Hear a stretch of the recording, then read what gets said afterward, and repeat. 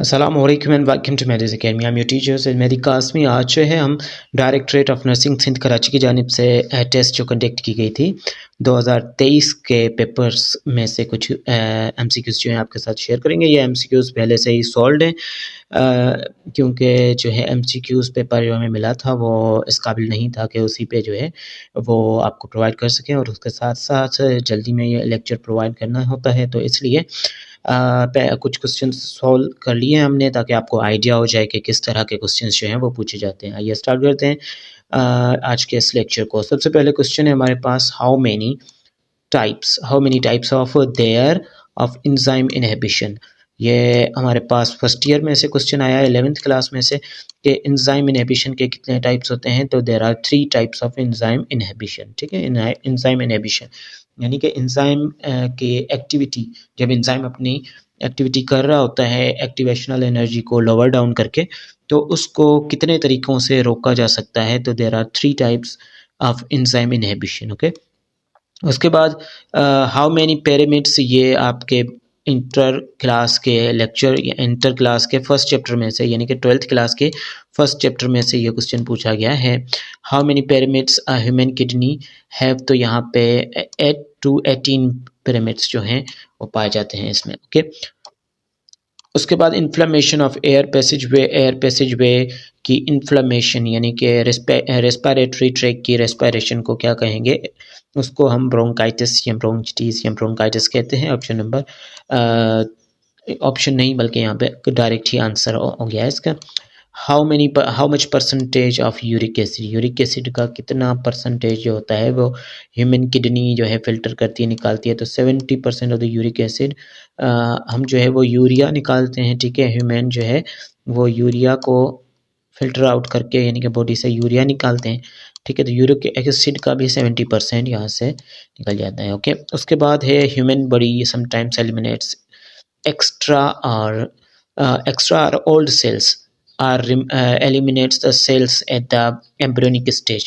यानी कि embryonic stage पे जब बच्चा बन रहा होता है तो हम कुछ सेल्स जो होते हैं उनकी डेड सेल्स या फिर वॉर्न आउट सेल्स या फिर एक्स्ट्रा सेल्स को रिमूव आउट कर दिया जाता है। तो इस प्रोसेस को क्या कहेंगे, तो इस प्रोसेस को हम जो है वो एपोप्टोसिस कहते हैं। इस प्रोसेस को क्या कहेंगे, एपोप्टोसिस इसका करेक्ट आंसर होगा। ठीक है, उसके बाद movement of substance from region of higher concentration के एरिया से रीजन ऑफ लोअर कंसनट्रेशन अगर कोई सब्सटेंस मूव करे तो इसको क्या बोलेंगे, डिफ्यूजन बोलेंगे। इसका करेक्ट आंसर होगा डिफ्यूजन। तो यहाँ पे हमारे पास MCQs का ये आंसर जो है डिफ्यूजन सही होगा, जिसमें हम movement of substance from higher concentration to the lower concentration देते हैं। उसके बाद प्रेजेंस ऑफ स्टोन, अगर स्टोन्स मौजूद हैं, ये भी हमारे पास क्या है, हमारे पास ये भी क्वेश्चन हमारे पास इंटर क्लास यानी कि 12th क्लास से पूछा गया है।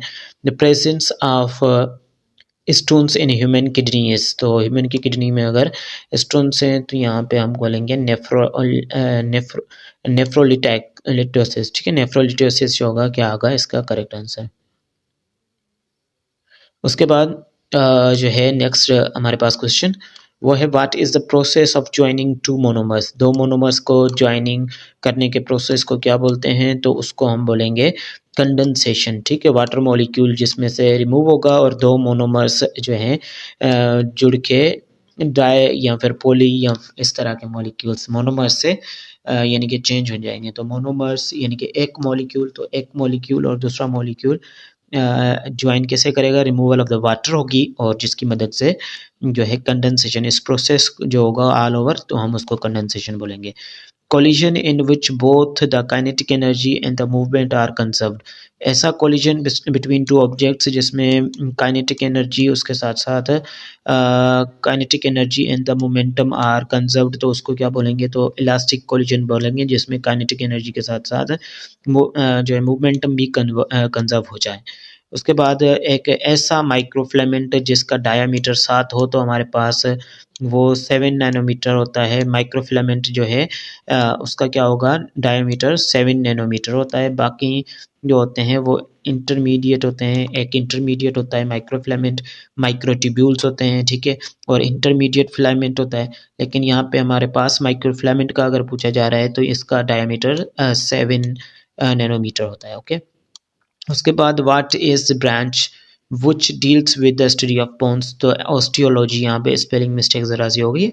Osteology is the branch which deals with the bones. Okay, उसके बाद है in humans, in humans there are dash pair of cranial nerves. Cranial nerves के कितने पेयर होते हैं? तो यहाँ पे ह्यूमन्स में 12 टाइप्स होते हैं, या सॉरी 12 पेयर्स होते हैं क्रेनियल नर्व्स के। उसके साथ साथ next MCQs, solution of biology problem starts. तो प्रॉब्लम ये 9th क्लास में से लिया गया है, सेकंड चैप्टर में से।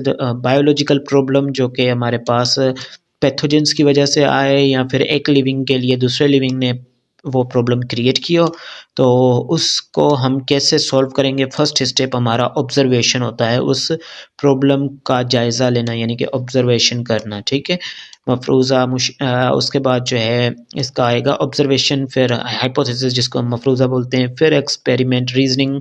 ये सारे प्रोसेस आ जाते हैं हमारे पास बायोलॉजिकल प्रॉब्लम को सॉल्व करने के लिए। Why the family drop of liquid, why the falling drop of liquid is spherical? spherical क्यों होता है लिक्विड का ड्रॉप जो हम फॉल करवाएं? ठीक है, फॉलिंग ड्रॉप ऑफ लिक्विड तो सरफेस टेंशन की वजह से होता है स्फेरिकल इन शेप। उसके बाद what is the value of Planck's constant? Planck's constant की वैल्यू जो है वो 6.525 इंटू 10⁻⁻34। ये जो है हमारे पास प्लैंक्स का नंबर है, कांस्टेंट है, इसकी वैल्यू जो है ये है। एंड इंशाल्लाह आई थिंक कि ये लेक्चर आपको समझ में आया होगा। मिलते हैं नेक्स्ट लेक्चर में। डीएनएस के पास पेपर्स मज़ीद भी सॉल्व करेंगे। टेक केयर एंड अल्लाह हाफिज़।